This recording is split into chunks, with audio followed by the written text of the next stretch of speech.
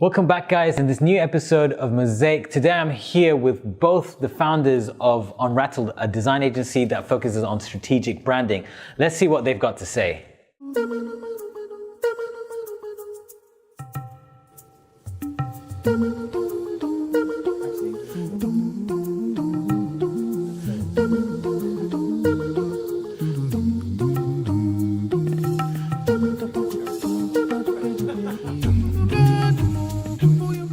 Awesome, guys. Thank you for being on the show. It's really good to have you here, and I hope we can cover a lot of stuff that's going to be beneficial for our audience. So here you guys are, Unrattled. Awesome, man. Tell me about how you guys came together. Sorry. Starting with Paul. So starting with Paul, we'll just keep that in, that's fine. Cool. The quick version of that is pretty much that me and Fezaan worked together on a contract. Fezaan actually hired me to join his team working for a telecoms company as he was handling more of the marketing side of the workflow that was coming in. He needed somebody to fill his existing role and actually brought me in to do that. We worked together really well before and we pretty much headed up the team that launched a new product for that telecoms company. Okay, brilliant. And so that's pretty much in a nutshell.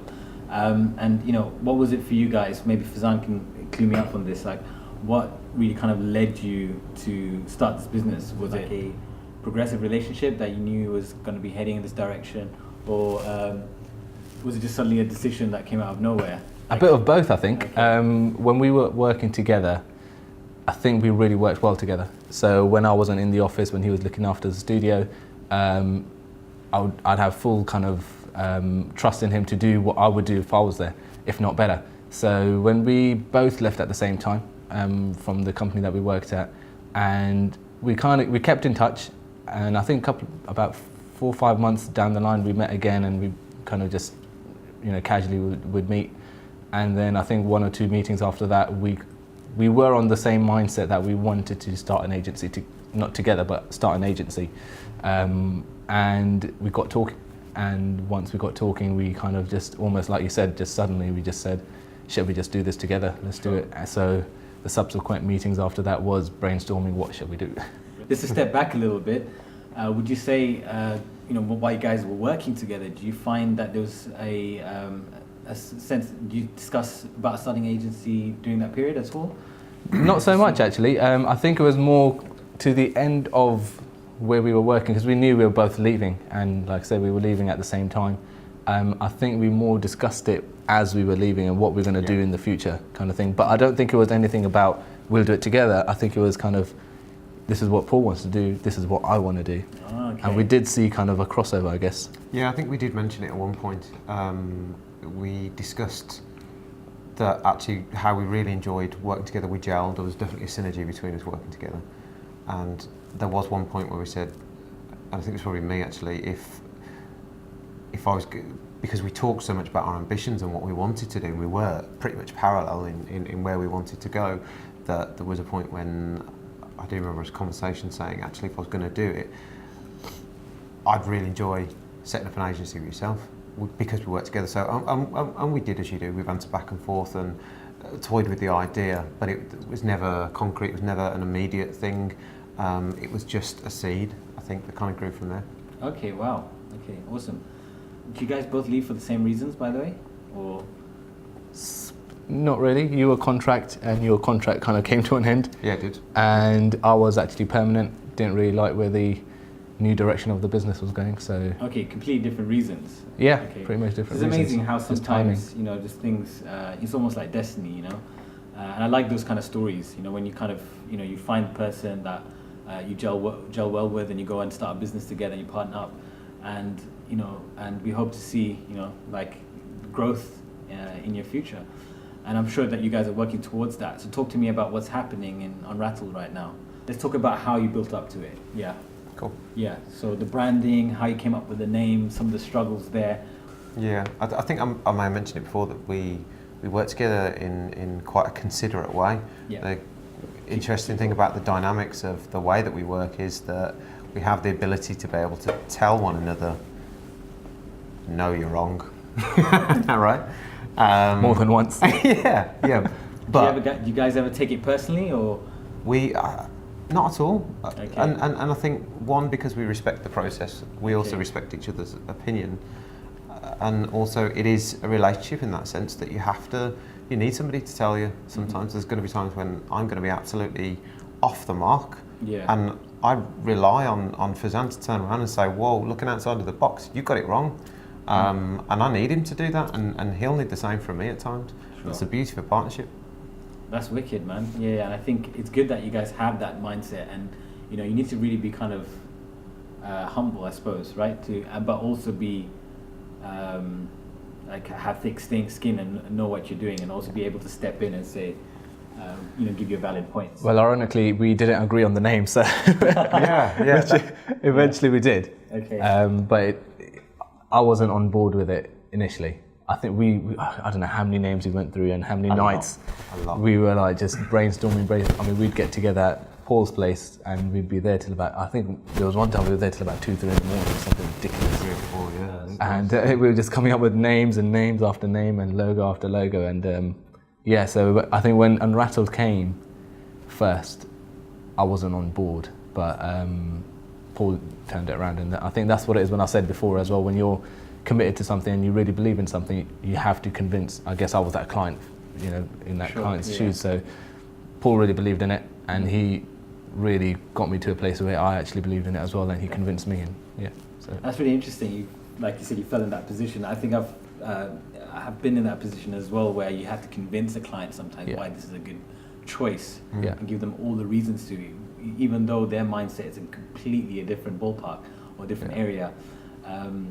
And I think this comes into branding as well. So and it doesn't.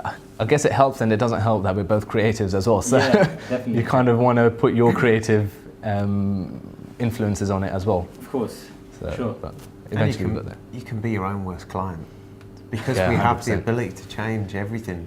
Exactly. That we could sit there tweaking all day long. We still could. We could take our logo now and sit and redesign. We could redo the structure, the framework behind the brand. Again, we could switch our brand attributes around because we think things are more stronger, and we will do in the future. I mean, obviously... That always happens, right? Yeah, it rebrands evolves. and evolution. It's really important to leave that space and room, right? It's a growing, evolving thing. It's not static. It doesn't stand still. It will change with us, because ultimately our brand is founded on our personality. Of course. Wow. So talk to me about that. What is that personality? It was funny because when we first sat down and started discussing what do we envision our agency to look like, you have all these ideals in your head. And the amazing thing is, to start with, we kind of ran before we could walk. We went straight into it, thinking that we could just churn out names and we could come up with ideas. And we actually didn't adhere to our own processes. Wow, that happens. That's just incredible, man. Yeah, definitely, because you're so within your sort of your work field that you kind of jump in and think, oh, this is going to be a piece of cake. We're creatives. We're going to Exactly. It's not that easy. We actually, and very much like I said, the benefit of a partnership is that we did get to the point where I had to apologise and say, Fezaan, I think I've taken us down the wrong road here, because we haven't done A, B, and C before, and we're doing D. We haven't done the groundwork to get us here. Yeah. And then we both came to a mutual decision and went, okay, let's not scrap everything we've done. Let's take a step back and let's run the procedure. And in which case we actually applied strategy to ourselves. We did our own branding techniques on us and built the framework. And ultimately the essence of the brand is founded on, as I say, our personalities. So what do most people think about Fezaan and me? And my views were that Fezaan was very level-headed, could be in the most chaotic room and everybody could be screaming. And he'd be the one person in that room that would say, hang on a minute, okay, I'll deal with that first, that second, and that third, and here's how we're going to do it. And he just didn't lose his cool at all. Hence cool, calm, and creative. Perfect. And vice versa as well. I've seen Paul work in the craziest environments, when we were working together, it was the most craziest environment I think I've ever seen. And similar thing, like I said, if I'm not there, I know he'd make rational decisions. And when he's kind of bombarded with like 10 people surrounding him, you know, trying to get work out of him, but he'd be more kind of strategic about it, and there'd be a process that he'd work to get the best outcome, rather than, like you said, like screaming and panicking and whatnot.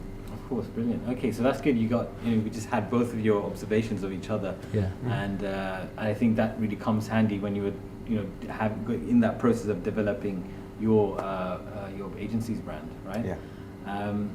Something that really stood out to me was the fact that you were getting ahead of yourselves in the beginning. So, and then you realize that, and you realize you actually have to take yourself through that strategic process of creating your brand as well. So how did that go? So did you just define what your character attributes were and then kind of use that to leverage your brand identity? I remember the first thing we did was we described each other. Yeah. So he asked me Okay. what I feel his character is, and vice versa. And Sure. I think we put it down in an email and sent it to each other, and then we got together and Yeah. we kind of saw where the similarities were.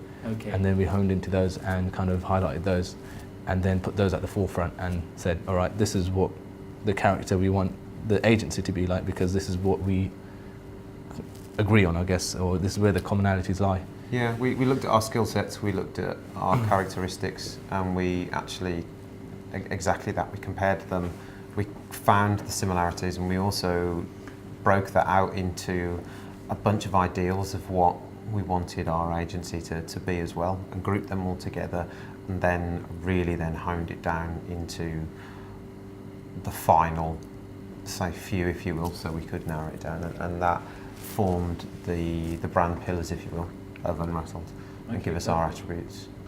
So that's pretty cool that you went through your normal process that you would go through with a client, would you say? Yeah.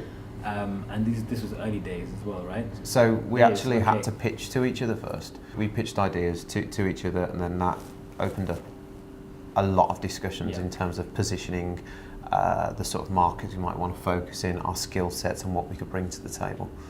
Awesome. Okay. And how did that presentation go? What was the content? Some of the earlier steps were defining our brand attributes, our brand pillars, looking at our personality, looking internally, then looking ahead of what we actually wanted to create together. That formed that structure. Then, and we did that through a series of words, of what we believe we represent, and cool, calm, creative. These are words that came up quite consistently. Hence, Why those words? Why calm and cool? Cool because, and it's a very broad term, and never something you want a client to describe how they want their work to be. I want it to look cool because it's subjective, Sure. but cool with its two terms, that we wanted a brand that would be, we wanted to create an agency that could appear to be awesome, cool, great, but at the same time cool as in level. Hence the cool, calm, and the creative element Sure. is terms of what we do. Talk to me about that experience of when you shared the presentation to each other. Did you guys knock it at any point, or? Yeah, I remember. I remember when I think we both kind of mutually decided I'll do the branding of it, because that was I love doing branding, I love doing logos, The etc. identity side, yeah. Yeah, so I worked on the identity where, and I remember Paul was on holiday, I think at the time in Portugal, Yeah. and I came up with all these logos, sent it to him, and almost like, don't like any of them. I just, I mean, he did say that, but I think we had a good kind of we started talking about it, like why it wasn't working, why it wasn't going the right direction. So it's kind of me back at, the storyboarding or like sketching out loads of ideas and coming up with. How did that feel? It was good because I love the Yeah. challenge. Okay. Like I said, I love working kind of under that pressure, and it was good that he wasn't just saying yes for the sake of saying yes, because Sure. otherwise it'd be anything kind of, you know what I mean? Do you know after that first delivery, do you think, okay, I have it. This is it. This is what it's going to be. Yeah, definitely. I mean, some of the stuff, because it wasn't just, it was all the strategy stuff that we talked about. It was all the kind of meaning to the brand that we want it to be. So it wasn't just me sketching random ideas. I felt that this was representing visually what we talked about for the past couple of weeks. So I was definitely passionate about it. I was like, yeah, I think this is going to work. And I still actually, I think one of the first logos and he actually said, I can tell which logo you're kind of siding towards. Yeah. And there was one logo which stood out to me, and I'd done more logos after that, but I kept coming back to that one because I felt that was the one that was working the most. And I didn't want it to be, I said to him from the beginning, I don't want it to look like a product, do you know what I mean? So I didn't want it to be a mark that wouldn't, be recognizable to people. I want our name to be the recognizable thing. So that's why what we've got now, Unrattled, is where we got to. And I fought for that. So, yeah. So you didn't agree with the name? I didn't agree with the name, he didn't agree with the logo, so we kind of cancelled each other out. We're even. He got his own back, basically. So why Unrattled? So Unrattled has several different meanings. Well, not several different meanings, it's only got a couple, and there's several different reasons why we chose it. We went through an exhausting process of weeks of going through names, and a lot of it boils down to nowadays domain availability, whether you've got the .com, the .co.uk, whether things are available, and that was almost beginning to dictate what we could call ourselves. So we scrapped that because we ended up looking for what's available first, and ultimately we wanted to create something that meant something to us, and also a word that we could fill with meaning. So when we came across Unrattled, the reason I felt so strongly about it, and I did have a couple of other strong choices as well, but when we stress tested them, they didn't work.